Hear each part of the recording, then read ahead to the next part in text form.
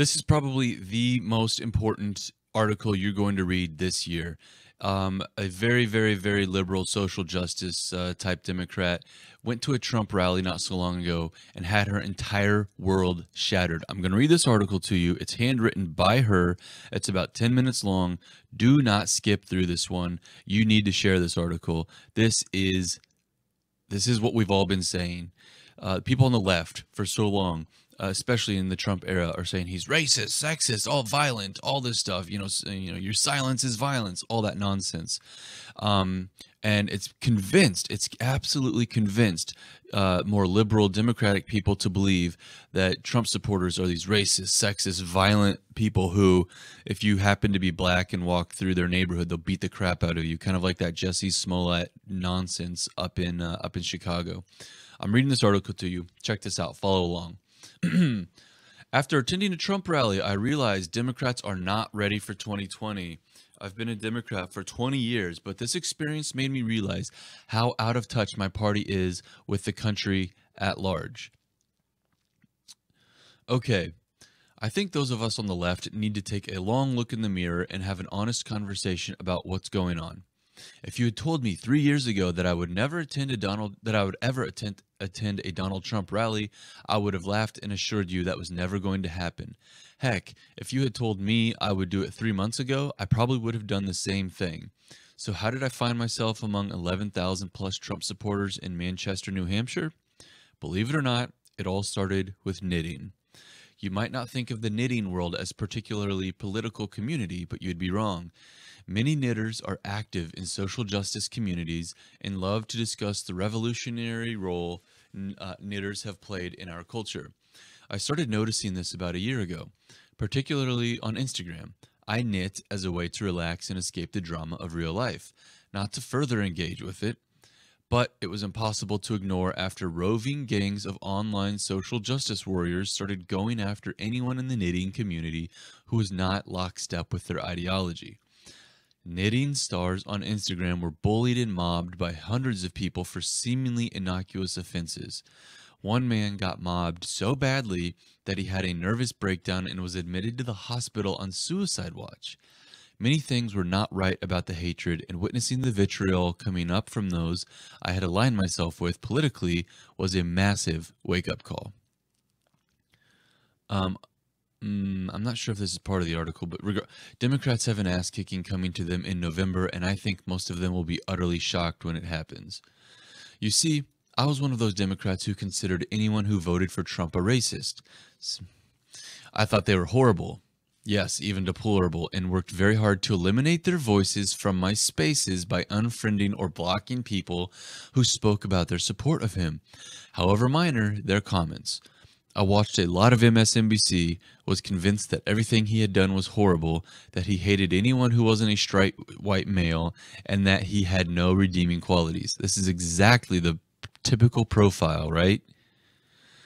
But when I witnessed the amount of hate coming from the left in this small niche community, I started to question everything.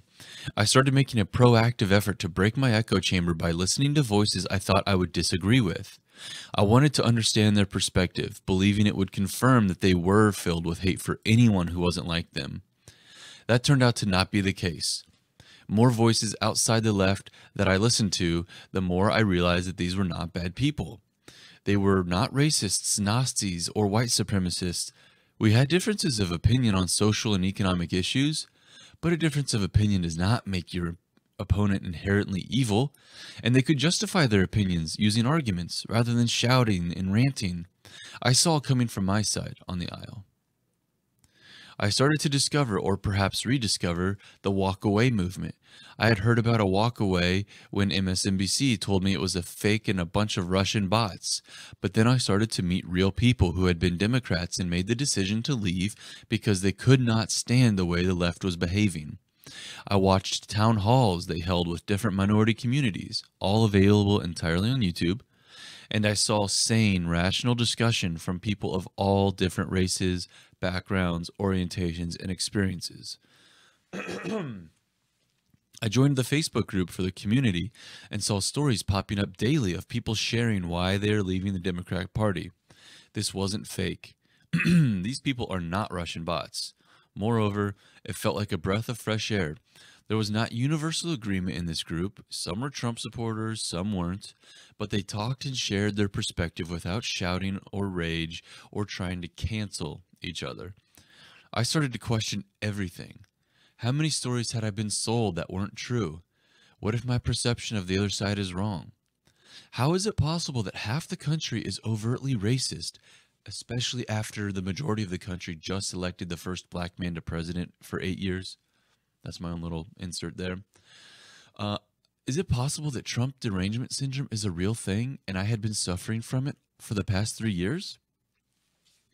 Now, this part here highlighted in red on medium.com, which is this is posted.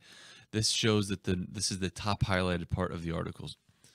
And the biggest question of all was this: did I hate Trump so much that I wanted to see my country fail just to spite him and everyone that voted for him? Fast forward to the New Hampshire primary, and we all have the politicians running around the state making their case. I've seen almost every Democrat candidate in person and noticed that their messages were almost universally one of doom and gloom. Not only focusing on the the obvious disagreements with Donald Trump, but also making sure to emphasize that the country is a horribly racist place.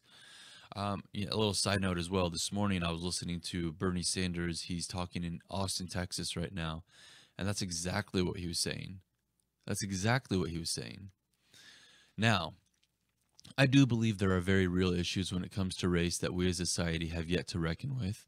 I believe that everyone from every background of every gender should have equal access to opportunities, yes, and that no one is inherently more or less valuable or worthy than anyone else. Okay. And while the 2017 protests in Charlottesville, Virginia led to a tragedy precipitated by real racists and real Nazis and real white supremacists, I started to see that those labels simply don't apply to most people who support Trump. But with all of this, I was still reticent, not revealing one's thoughts or feelings readily. But with all of this, I was still reticent to even consider attending a Trump event. I do not believe that Trump's attitude is worthy of the highest office in the land. I abhor his Twitter. I am vehemently opposed to so many of his policies, but I still wanted to see for myself. I'm not going to lie, I was nervous. So I thought I would start my day in familiar territory, at an MSNBC live show that was taking place a few blocks away from the rally.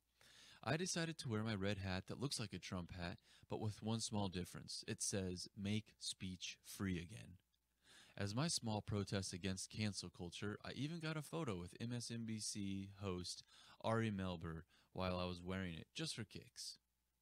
The funny thing about that hat is that it's completely open to interpretation.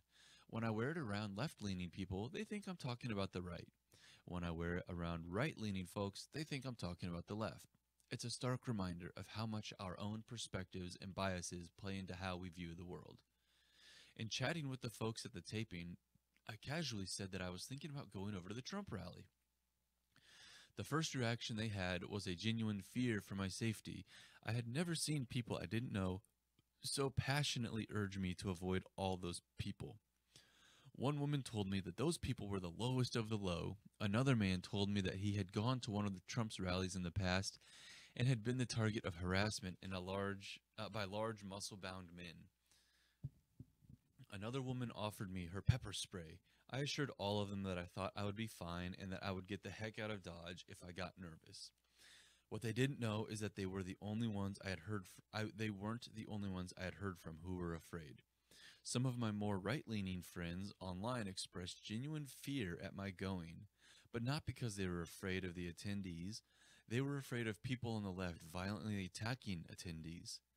This was one day after a man had run his car through a Republican voter registration tent in Florida, and there was a genuine fear that there would be a repeat or that Antifa would bus people up from Boston for it. Just as I had assured those on the left, I told them that I thought I would be fine because we really don't have Antifa in New Hampshire. But I'm not going to say it didn't get me a bit. get to me a bit. When everyone around you is nervous for your safety, it's hard not to question if they have a point. But it also made me more determined to see it through, because it was a stark reminder that both sides view each other exactly the same way. They are both afraid, and the other side, they're both afraid of the other side and what they are capable of. I couldn't help but to think that if they could just see the world through the lens of the other for a moment or two, it would be a stark revelation that they don't know as much as they think they do. It was so different than any other political event I had ever attended. Even the energy around Barack Obama in 2008 didn't feel like this. So I headed over an hour and a half before the doors were scheduled to open, which was 4 hours before Trump was set to take the stage, and the line already stretched a mile from the entrance to the arena.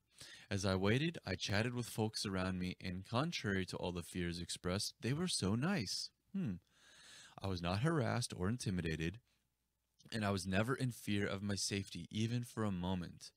These were average, everyday people. They were veterans, school teachers, and small business owners who had come from all over the place for the thrill of attending this rally. They were upbeat and excited. Enchanting, I even let it slip that I was a Democrat. Listen to this part. The reaction? Good for you. Welcome. Once we got inside, the atmosphere was jubilant. It was more like attending a rock concert than a political rally. People were genuinely enjoying themselves. Some were even dancing to music being played over the loudspeakers.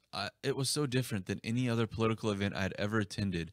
Even the energy around Barack Obama in 2008 didn't feel like this. I had attended an event with the all-Democrat contenders just 2 days prior in exactly the same arena, and the contrast was stark. First, Trump completely filled the arena all the way up to the top, even with every major Democrat candidate in attendance the other night and the campaigns giving away free tickets. The Democrats did not do that. With Trump, every single person was unified around a singular goal, which is America first. With the Democrats, the audience booed over candidates they didn't like and got into literal shouting matches with the other.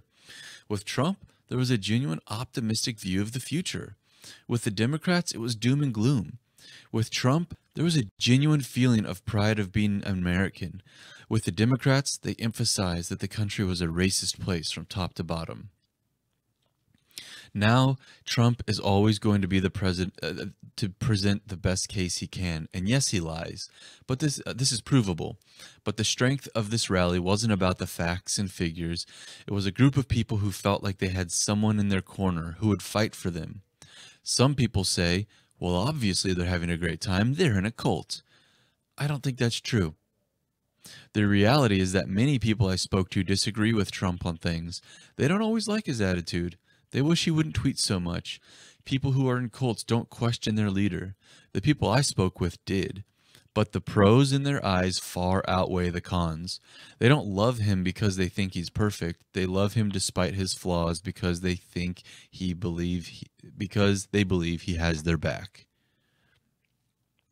As I left the rally, walking past thousands of people who were watching it on a giant monitor outside the arena because they couldn't get in, I knew there was no way Trump would lose in November. Absolutely no way. I truly believe that it doesn't matter who the Democrats nominate. Trump is going to trounce them. If you don't believe me, attend one of his rallies and see for yourself. Don't worry, they really won't hurt you. Today I voted in the New Hampshire Democratic primary for Pete Buttigieg. I genuinely feel that Pete would be great for this country and maybe he'll have his opportunity in the future. But tomorrow, I'll be changing my voter registration from Democrat to Independent and walking away from the party I've spent the last 20 years to sit in the middle for a while. There are extremes in both parties, and I'm uncomfortable with, but I also fundamentally believe that most people on both sides are good, decent human beings who want the best for the country and have a dramatic disagreement on how they can get there. But until we start seeing each other as human beings, there will be no bridging the divide. I refuse to be a part of the divisiveness any longer. I refuse to hate people I don't know simply because they chose to vote for someone else. If we're going to heal the country, we have to start taking steps toward one another rather than away. I think the Democrats have an ass kicking coming to them in November, and I think the most of them will be utterly shocked when it happens because they exist in an echo chamber that is not reflective of the broader reality. I hope it's a wake-up call that causes them to take a long look in the mirror and really ask themselves how they got here. Maybe then they'll start listening. I tend to doubt it, but I can hope. Wow. This lady here, Karlin Boryensko. Yeah. Karlin, welcome to the party. Pretty much everyone I know who supports Donald Trump says exactly what you did. Look, the man's flawed. He's not perfect, but I'm not perfect. I'm flawed.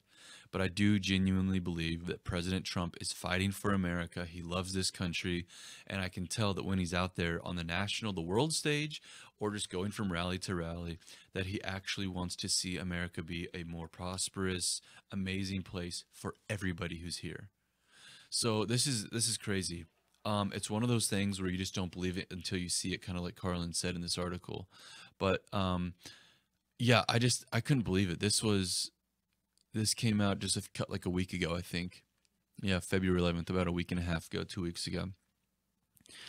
I am asking all of you guys, friends, family, find them, share this article with them. I'm sure you have a coworker or a friend or family member who are super never Trumpers. Share this article with them. Maybe this is all it takes is for them to hear it out. Like how much more of a reasonable, well thought article could possibly be written from someone who, for 3 years, self-admittedly, she was suffering from Trump derangement syndrome. And then all she did was she realized she saw her own party, her own group start eating themselves, eating each other, canceling each other. And then she got a little bit curious and she went to a Trump rally. And now she realizes, I've been lied to. You know, it reminds me a lot of this. I wonder if I can find, I'm just going to type into Google.